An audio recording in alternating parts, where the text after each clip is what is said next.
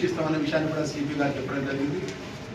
రాష్ట్ర డీజీపీ గారు, రాష్ట్ర పోలీసు యంత్రాంగం, గౌరవ ముఖ్యమంత్రి గారు నిన్న క్యాబినెట్ అయిన వెంటనే ఆదేశాలు ఇవ్వడం జరిగింది. మన జరిగిన సంఘటన విషయంలో కూడా రాష్ట్ర పోలీసులు అప్రమత్తంగా ఉండాలని, దేశంలో ఉన్నటువంటి ఇంటెలిజెన్స్ కానీ దేశంలో ఉన్నటువంటి ఆధునికమైనటువంటి వ్యవస్థను కూడా ఉపయోగించుకొని వేరే రాష్ట్రాలకు సంబంధించిన పోలీసు వ్యవస్థ అధికారులతో మాట్లాడి సాధ్యమైనంత తొందరగా ఆ దొంగలను పట్టుకొని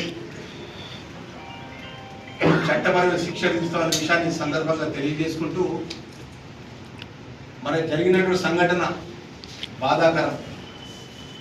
ఒక ప్రధాన ప్రతిపక్ష నాయకుడు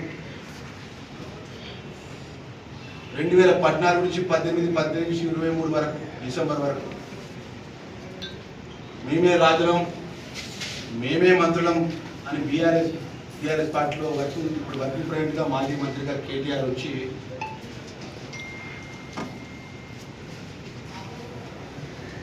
ఒక రాజ్యాంగ పరంగా డాక్టర్ బిఆర్ అంబేద్కర్ రాజ్యాంగ పరంగా ప్రజాస్వామ్య పద్ధతిలో కూడా ఎన్నుకోబడ్డ ఒక ముఖ్యమంత్రి గారిని పట్టుకొని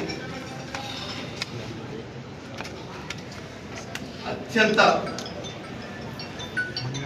నోరు ఉన్నది కదా అని చెప్పేసి ఆ మాట్లాడిన భాషను కేటీఆర్ మేము కూడా మాట్లాడబడుతాం, మైక్ కూడా మీ మీద వ్యక్తిగతంగా మాట్లాడే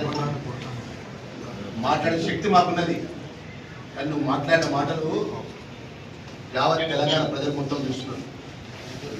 ఏదైతే 2023లో ప్రజలు తిరస్కరించినాక నీకు, నీ బావకు, మీ నాయనకు, మీ పార్టీకి మనసులో పడతలేదు.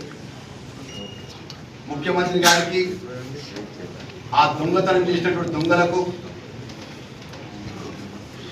చెంచల్ కూడా జైల్లో ఉన్నప్పుడు పరిచయం అనేది అత్యంత దారుణంగా మాట్లాడము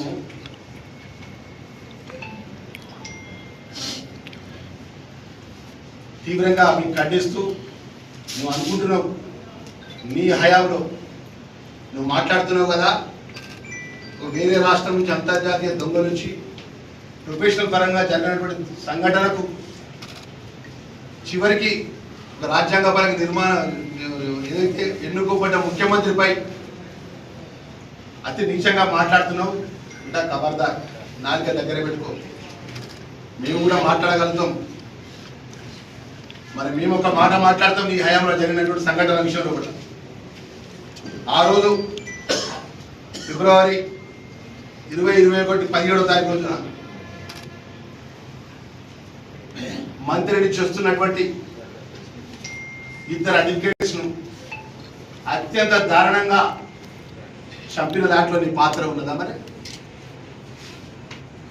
నీ ప్రమేయం ఉన్నదా?